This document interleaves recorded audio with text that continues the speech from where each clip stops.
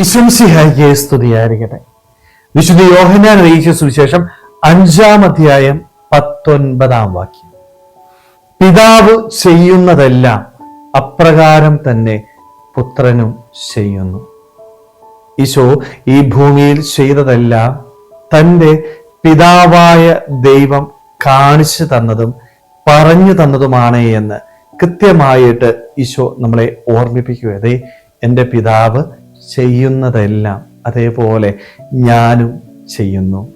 സ്നേഹമുള്ളവരെ, ഈ ഒരു വചനം ഈശോ നമ്മളെ പഠിപ്പിക്കുമ്പോൾ ഒരു കാര്യം ഈശോ നമ്മളെയും ഓർമ്മിപ്പിക്കുന്നുണ്ട്.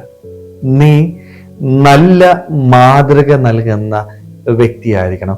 നിന്റെ മാതൃക കണ്ടാണ് മറ്റുള്ളവർ നന്മ ചെയ്യേണ്ടത്. നീ പറയുന്ന വാക്കുകളല്ല, നിന്റെ ജീവിതം, നിന്റെ പ്രവൃത്തി, നിന്റെ സ്വഭാവം, ഇവ കണ്ടുവേണം മറ്റുള്ളവർ ദൈവസന്നിധിയിലേക്ക് കടന്നു വരാനായിട്ട്.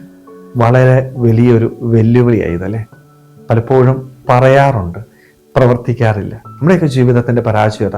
ഇഷ്ടംപോലെ കാര്യങ്ങൾ നമ്മൾ കേൾക്കുന്നുണ്ട്, നമ്മൾ പറയുന്നുണ്ട്, പക്ഷേ എൻ്റെ ജീവിതത്തിലേക്ക് ഇത് പ്രാവർത്തികമാക്കാനായിട്ട് എനിക്ക് സാധിക്കാതെ പോവുകയാണ്. പലപ്പോഴും തിന്മയിൽ ജീവിക്കുന്ന വ്യക്തികളായിട്ട് നമ്മൾ മാറിയ, നന്മ പ്രവർത്തിക്കാനായിട്ട് പറ്റുന്നില്ല. പറയാൻ പറ്റുന്നുണ്ട്, പ്രവർത്തിക്കാനായിട്ട് സാധിക്കുന്നില്ല. അതുകൊണ്ടാണ് ഈശോ പറയുന്നത്, നിന്റെ മാതൃക കണ്ട് മറ്റുള്ളവർ പഠിക്കണം.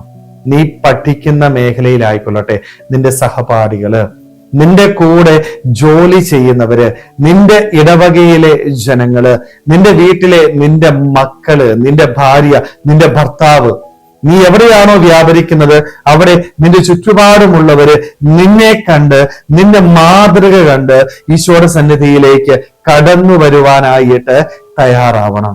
സ്നേഹമുള്ളവരെ, അങ്ങനെയുള്ള ഒരു മാതൃക കൊടുക്കാനായിട്ട് നമുക്ക് സാധിക്കുന്നുണ്ടോ?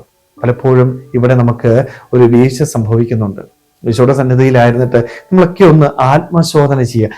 എത്രമാത്രം നന്മ എൻ്റെ ജീവിതത്തിൽ ചെയ്യാനായിട്ട് എനിക്ക് സാധിക്കുന്നുണ്ട്? ഞാൻ നല്ല ഒരു മാതൃക കൊടുക്കുന്നുണ്ടോ?